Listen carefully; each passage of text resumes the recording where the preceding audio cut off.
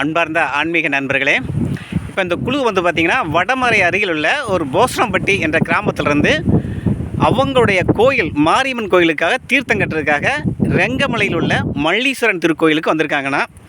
இந்த கேட்கலாம் அவங்கள்ட்ட என்னென்ன சாமி எந்த தீர்த்தம் கட்டுறீங்க, எத்தனை தீர்த்தம் வந்திருக்கு அப்படின்னு கேட்குறேன்னா.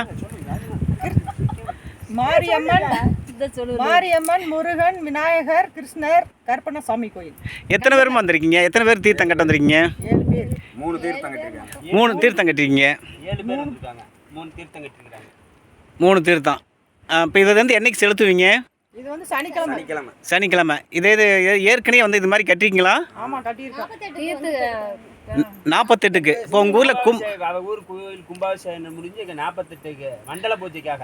அதாவது அவங்க ஊரில் கும்பாபிஷேகம் நடந்திருக்கு. அதில் மண்டல பூஜை 48ஆம் நாள் வருது.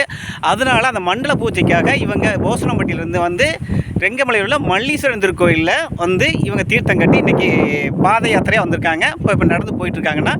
நன்றிண்ணா. ஓகேண்ணா, தேங்க்யூண்ணா.